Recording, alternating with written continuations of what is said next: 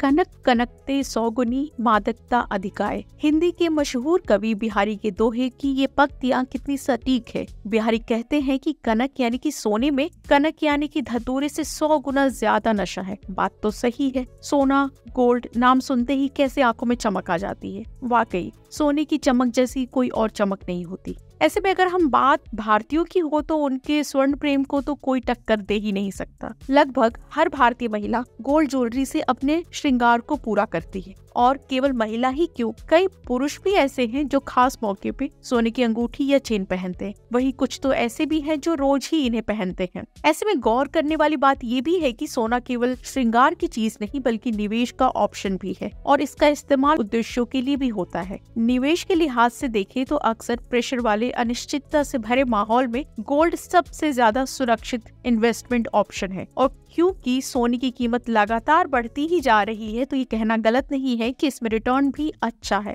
अब हम पिछले 10 साल का ही एक उदाहरण ले लेते हैं। भारत में नरेंद्र मोदी सरकार के आने के बाद सोने के हाजिर भाव में 126% की मजबूती देखी गई। मोदी सरकार का पहला कार्यकाल मई 2014 से शुरू हुआ। नरेंद्र मोदी ने 26 मई 2014 को भारत के प्रधानमंत्री के तौर पे शपथ ली थी। उस वक्त देश में फिजिकल गोल्ड की कीमत 27,000 से 28,000 रुपए प्रति 10 ग्राम के बीच थी, लेकिन मई 2023 में ये कीमत 60,000 से 61,000 रुपए प्रति 10 ग्राम पहुंच गई। 12 जनवरी 2024 को तो दिल्ली के सराफा मार्केट में सोने की कीमत 63,280 रुपए प्रति 10 ग्राम थी। यानी पिछले 10 साल में गोल्ड का प्राइस 126% बढ़ चुका है। अगर हम गोल्ड फ्यूचर्स पे नजर डालें तो मई 2014 में कीमत 26,863 रुपए प्रति 10 ग्राम थी। मई 2023 तक ये 60,198 रुपए प्रति 10 ग्राम पे पहुंच गई। 12 जनवरी 2024 को फरवरी में डिलीवरी वाले कॉन्ट्रैक्ट का रेट 62,219 रुपए प्रति 10 ग्राम हो गया है। यानी मई 2014 से अब तक फ्यूचर गोल्ड में 131% से ज्यादा की तेजी देखी गई। देश में जुलाई 2015 के दौरान एक वक्त ऐसा भी आया जब सराफा मार्केट में गोल्ड प्राइस मुंबई में 25,000 रुपए प्रति 10 ग्राम से नीचे और कोलकाता में 24,000 रुपए प्रति 10 ग्राम से नीचे आ गई थी। हालांकि दिल्ली और चेन्नई में ये कीमत 25,200 रुपए प्रति 10 ग्राम के ऊपर थी। इसके बाद 2015 के अगस्त महीने में कीमत एक बार फिर 25,000 रुपए प्रति 10 ग्राम से नीचे पहुंच गई। केडिया कमोडिटीज के मुताबिक मोदी सरकार के कार्यकाल में सॉवरेन गोल्ड बॉन्ड जैसे पहल ने न केवल सुरक्षित निवेश को बढ़ावा दिया है बल्कि सोने के इंपोर्ट में भी कटौती की है। इससे भारत का विदेशी मुद्रा भंडार मजबूत हुआ है। त्योहार की परंपरा और निवेश के विकल्प के तौर पे गोल्ड की अहमियत बढ़ी है। सोने की कीमत पर महंगाई, भारतीय करेंसी की वैल्यू में उतार चढ़ाव, डिमांड में कमी ज्यादा, अंतर्राष्ट्रीय बाजारों में सोने की कीमतों में उतार चढ़ाव, डॉलर की कीमत में कमजोरी और सप्लाई संबंधी मुद्दों जैसे गोल्ड इंपोर्ट पे लिमिटेशंस का असर पड़ता है। अगर डॉलर के मुकाबले भारतीय करेंसी यानी कि रुपए की वैल्यू गिरती है तो गोल्ड इंपोर्ट के लिए देश से ज्यादा मात्रा में करेंसी बाहर जाता है।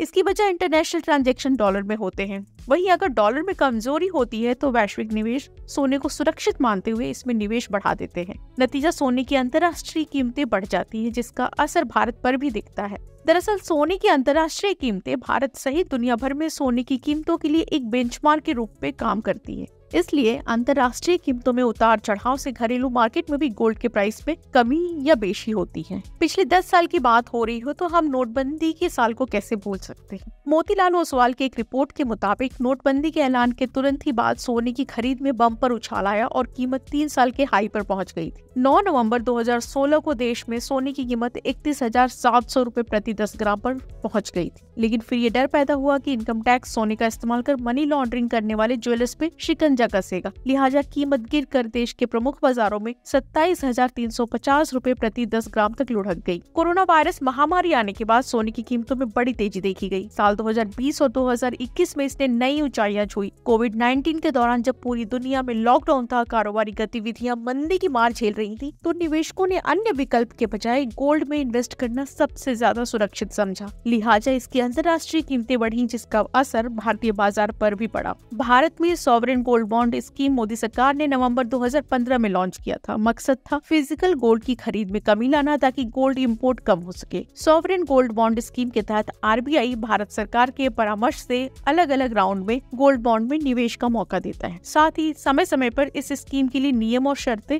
नोटिफाई करता है। सॉवरेन गोल्ड बॉन्ड 2023-24 सीरीज 3 18 से 22 दिसंबर के बीच खुली थी। वहीं सीरीज 4 के लिए 12 से 16 फरवरी की तारीख तय है। सॉवरेन गोल्ड बॉन्ड के तहत 1 ग्राम सोने में भी निवेश किया जा सकता है। गोल्ड बॉन्ड की साल 2015 में आई पहली किस्त 8 साल के मैच्योरिटी पीरियड के बाद नवंबर 2023 में मैच्योर हो गई। पहली किस्त के तहत परचेज प्राइस 2684 रुपए प्रति ग्राम सोना यानी कि 26,840 रुपए प्रति 10 ग्राम गोल्ड प्राइस फिक्स किया गया था। गोल्ड बॉन्ड की हर यूनिट 99.9% शुद्ध 1 ग्राम सोने की वैल्यू के बराबर है। देश में इनडायरेक्ट टैक्स के मामले में एक बड़े रिफॉर्म के तौर पे 1 जुलाई 2017 को जीएसटी लागू किया गया। उत्पाद शुल्क, सर्विस टैक्स और वैट जैसे 1 दर्जन से ज्यादा लोकल टैक्स को हटाकर सिर्फ जीएसटी को प्रभाव में लाया गया। इसके अलग अलग टैक्स स्लैब के दायरे में अलग अलग प्रोडक्ट्स और सर्विसेज कवर होते हैं, जिनमें एक गोल्ड ज्वेलरी भी है। गोल्ड ज्वेलरी की खरीद पे 3% की दर से जीएसटी लगता है। जीएसटी आने से पहले गोल्ड ज्वेलरी खरीदने पे 1% सर्विस टैक्स, 1% वैट और आधा फीसदी सेस लगता था, यानी कि तब 2.5% टैक्स देना पड़ता था। लेकिन अब टैक्स की दर 3% है। इससे भी सोने की खरीद महंगी हुई है।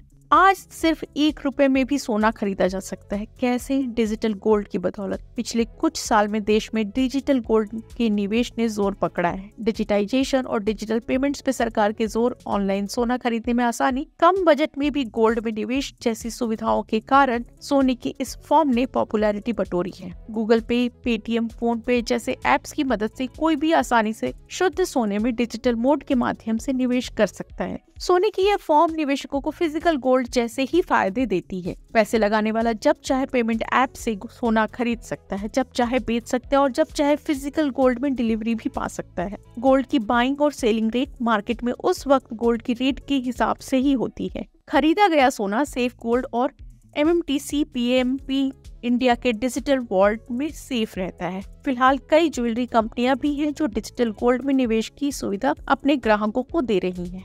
गोल्ड हॉलमार्किंग की बात करें तो देश में अब गोल्ड ज्वेलरी और गोल्ड आइटम्स में हॉलमार्किंग अनिवार्य है। ज्वेलर्स बिना हॉलमार्क की गोल्ड ज्वेलरी नहीं बेच सकते। हॉलमार्किंग 16 जून 2021 तक स्वैच्छिक थी। उसके बाद मोदी सरकार ने फेज वाइज इसे अनिवार्य कर दिया। 23 जून 2021 को लागू पहले चरण में गोल्ड हॉलमार्किंग को 256 जिलों में अनिवार्य किया गया था और 4 अप्रैल 2022 को लागू दूसरे चरण में 32 और जिलों को जोड़ा गया। इसके बाद तीसरा चरण 8 सितंबर 2023 से लागू हुआ, जिसमें 55 और जिलों में गोल्ड हॉलमार्किंग अनिवार्य की गई।